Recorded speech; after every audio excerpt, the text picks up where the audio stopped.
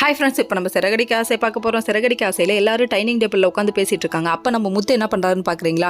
மீனாட்ட question கேட்குறாரு. உங்கள் அம்மா பணம் கொடுக்கணும்னா யார்கிட்ட கொடுப்பாங்கன்னு கேட்குறாரு. ஸ்ருதிகிட்டையும் கேட்குறாங்க. இதெல்லாம் ஏன்ப்பா கேட்குற அப்படின்னு சொல்லி பார்த்தீங்கன்னா, அதாவது எல்லாரும் கொடுக்கணும்னா அவங்கவுங்க பொண்ணுக்கு தானே கொடுப்பாங்க, இவங்க மட்டும் எப்படி வித்தியாசமாக மனோஜுக்கு அனுப்புவாங்கன்னு சொல்லிட்டாங்க.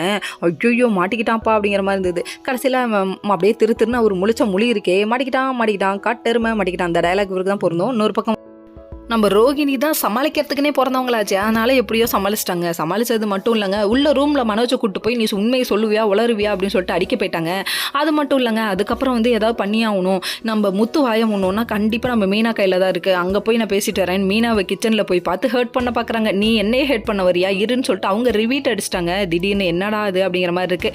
திரும்ப உனக்கே கொடுத்துறாங்க, நீ விட்டாம்ப. கடைசியில் இதை பார்த்தோன்னே வாயம் விட்டு வந்துட்டாங்க. வந்ததுக்கப்புறமா அதாவது நம்ம ரோகிணியை பிளாக்மெயில் பண்ணி மிரட்டுவானே அந்த பையன் வந்திருக்காரு. அதான் அங்கிள் வந்திருக்காங்க, பார்லர் அங்கிள். அவர் நீ அமௌண்ட்டு கொடு, உனக்கு அமௌண்ட் வந்திருக்குன்னு எனக்கு தெரியும் அப்படி இப்படின்னு பிளாக்மெயில் பண்ணுறாரு. பண்ணோன்னே வேறு வழி இல்லையே, 1 லட்ச ரூபா வேணுமே, அதனால் ஹஸ்பண்ட்டை இருந்து வாங்கணுங்கிறதுக்காக நீ அமௌண்ட்டை கொடுன்னு சொல்லிட்டு நம்ம மனோஜிட்டு அவங்க கேட்குறாங்க. அதுவும் எப்படி கேட்குறாங்கன்னு கேளுங்க.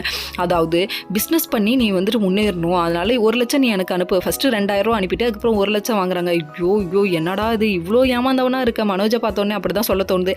ஏன்னா சொந்த பொண்டாட்டியே அப்பட்டமாக ஏமாத்துறது உலகத்துக்கே தெரியுது. ஆனால் இவருக்கு மட்டும் அது தெரியலையா? ஆமாம், நான் உட்காந்த இடத்துல ஒரு 2000 ரூபா சம்பாதிச்சிட்டேன்.